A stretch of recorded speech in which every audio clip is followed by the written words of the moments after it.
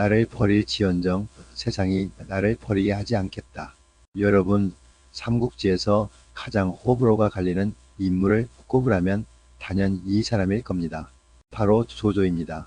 누군가는 그를 간사한 악당이라 부르고 누군가는 시대를 앞서간 천재적인 전략가라고 부릅니다.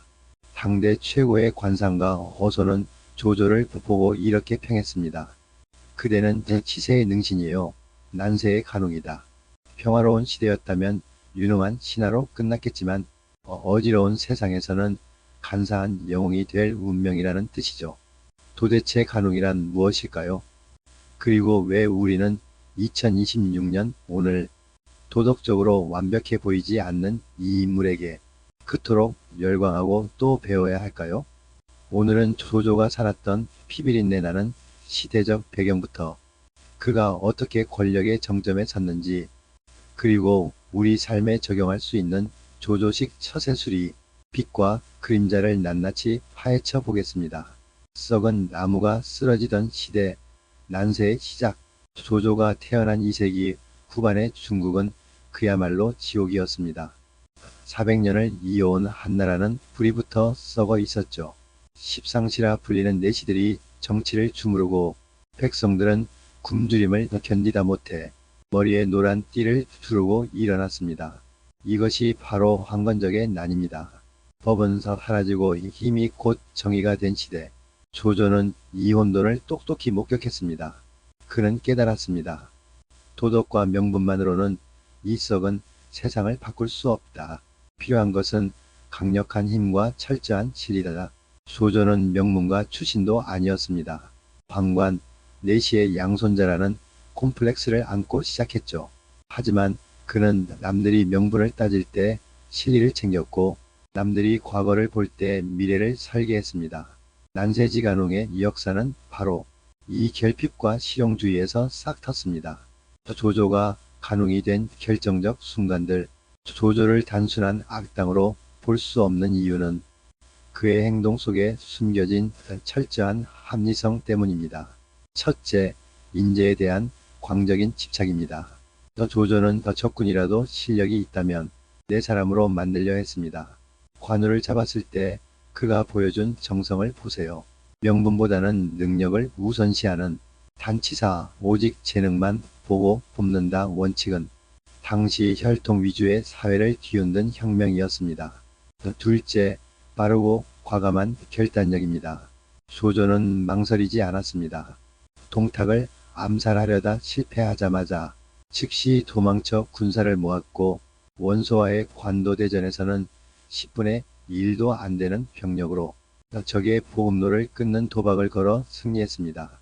생각은 깊게 하되 결단은 번개처럼 한다는 것이 조조의 방식이었습니다.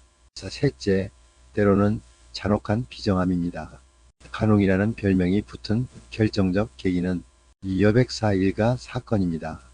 자신을 도와주려던 사람들을 오해로 죽이고는 내가 세상을 버릴지언정 세상이 나를 버리게 하지는 않겠다고 말하죠.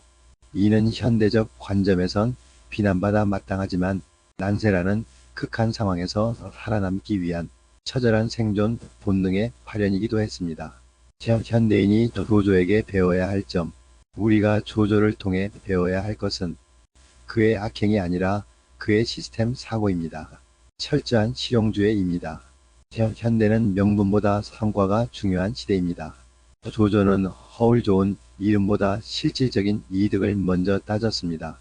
이 일이 나에게 그리고 우리 조직에 진짜 도움이 되는가?를 끊임없이 질문하십시오.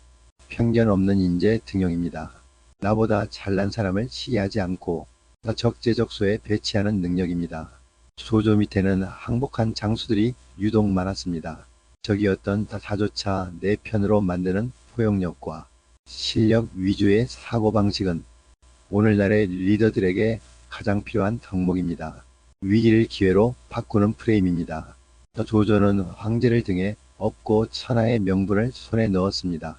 남들이 황제를 짐덩어리로 여길 때 그는 황제를 포필한다는 프레임을 선점해 권력을 정당화했습니다. 위기 상황에서 판을 바꾸는 프레임 구성 능력을 배워야 합니다.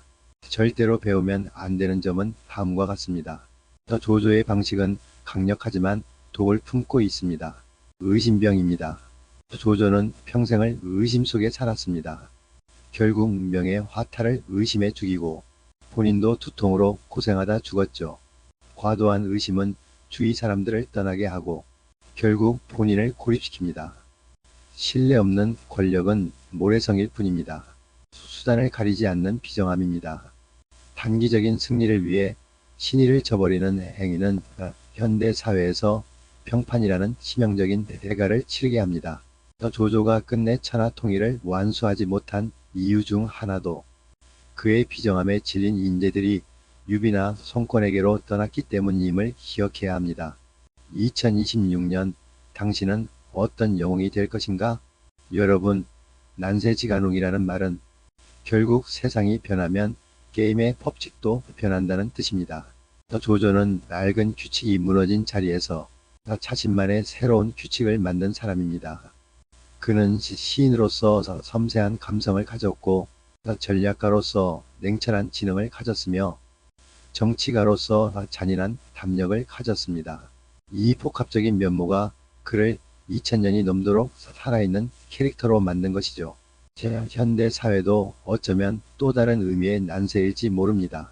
여기서 조조처럼 살라는 것은 악당이 되라는 뜻이 아닙니다. 세상의 변화를 읽는 눈, 사람을 귀하게 여기는 마음, 그리고 결정적인 순간에 발을 내딛는 용기를 갖추라는 뜻입니다. 유비의 덕과 조조의 실리 사이에서 당신은 어떤 길을 선택하시겠습니까? 정답은 없습니다. 하지만 분명한 건 당신만의 확고한 처세가 없다면 이 난세에서 살아남기 어렵다는 사실입니다. 오늘 조조의 이야기가 여러분의 앞날에 날카로운 통찰이 되었기를 바랍니다. 영상이 유익했다면 구독과 좋아요로 함께 해주세요. 다음 시간에는 또 다른 영웅의 이야기로 찾아뵙겠습니다. 감사합니다.